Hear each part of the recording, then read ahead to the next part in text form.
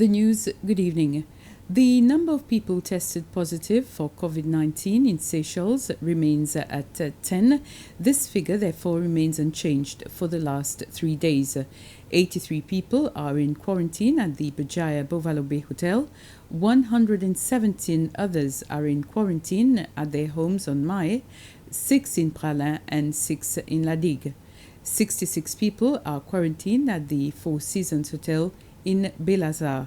Follow-ups are still going on among the 241 people who were in contact with people who tested positive for COVID-19. The Postal Service is calling on members of the public to refrain from online shopping during the time that COVID-19 remains rampant.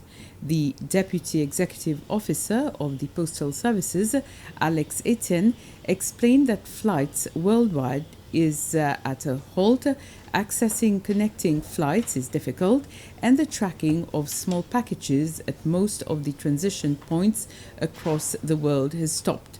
Mr. Etienne said he was concerned that there could be a surge of small packages coming in through the post office once the COVID pandemic dies down.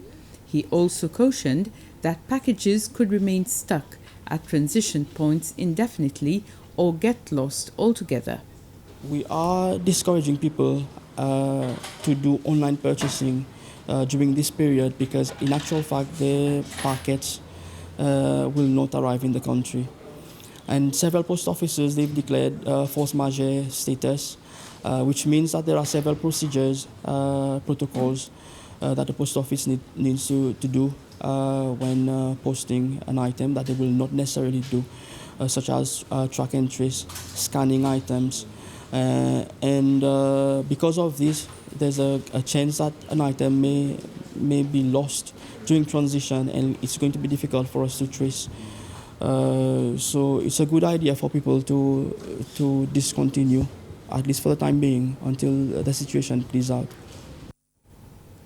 Taxi operators have expressed their concerns regarding the financial assistance for job retention scheme. In an interview with the SBC, the chairperson of the Taxi Association, Frank Kilendo, said that the nature of their work does not allow them to provide a payslip or a bank statement as proof of their earnings. Mr. Kilendo states that they earn money every day and have daily car-related expenses, which makes it difficult to track their earnings.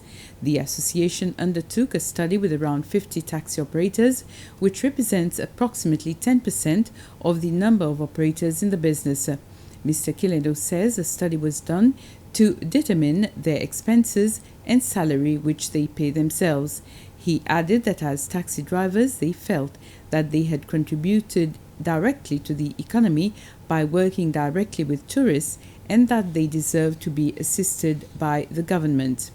And in response to the interview done with the Taxi Operators Association, the chairperson of the Financial Assistance for Job Retention Committee, Mr. Patrick Payet, said in a statement that registered taxi drivers will be eligible to apply for financial assistance under the scheme as a self-employed individual. He also added that self-employed applicants who are not legally required to register for business tax, such as taxi drivers, will be asked to provide supporting documents showing their average monthly income, ideally through proof of pension fund contributions or alternatively through other documents such as bank statements and contracts. And that if they are unable to meet this requirement, they will still be eligible to receive financial assistance equal to the minimum wage, 5,804 rupees, under the scheme. The Health Department is encouraging members of the public to use hand sanitizers properly. The department says hand washing is the best way to disinfect hands, and hand sanitizers are options where access to soap and water is limited. Marie-Michelle Lailam, a pharmacist at the Department of Health, says hand sanitizers should not be used in excess. Hand sanitizers is a second option. The preferred option is hand washing for many reasons.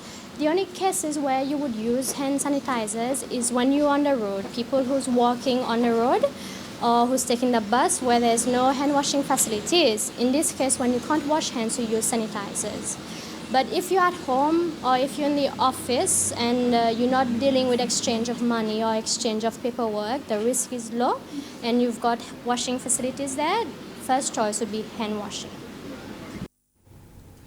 Given the current situation of COVID-19, all employees of the Truth, Reconciliation and National Unity Commission are currently working from home until the 20th of April. They advised in a press release that they have received several phone calls from people who are unaware that their employees were not currently working in the office. 4 men involved in drug smuggling have received prison sentences of between 5 and 8 years at the Supreme Court. They were arrested 2.5 years ago when drug enforcement agents seized more than 30 kilos of cannabis resin. Unemployed 29-year-old Stephen Mondon from Osforban was given 8 years imprisonment for importing the drug. A 50-year-old accountant, Guy Hall of Beauvalon, and 30-year-old casual worker, Marcus Lewis of Glacis, received 6 years and 5 years respectively for aiding and abetting. And boat skipper Philippe Mazorki of Providence was given 5 years for trafficking a controlled drug. Time spent on remand will be deducted from their sentences. The coronavirus epidemic continues to gain ground in countries of the Indian Ocean zone. Mauritius has confirmed that it now has 186 cases.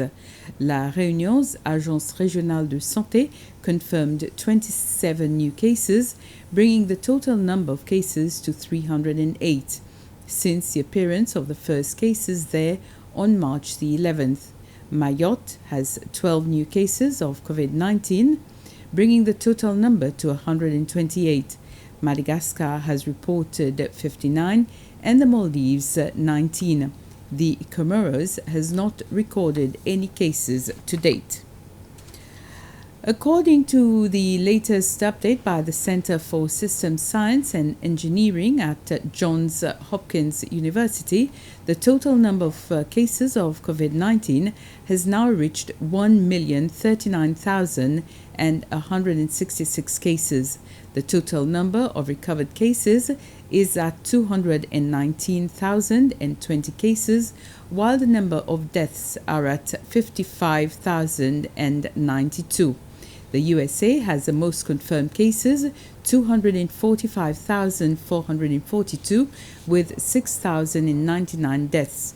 The death toll in Italy is the highest, followed by Spain.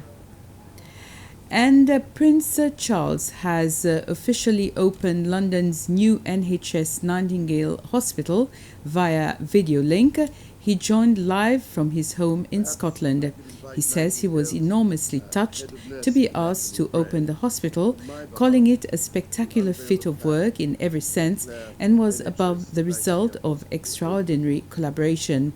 The English Health Secretary, Matt Hancock, has hailed the construction of the new temporary hospital in London, which was built in 9 days, as an extraordinary project that shows the best of Britons.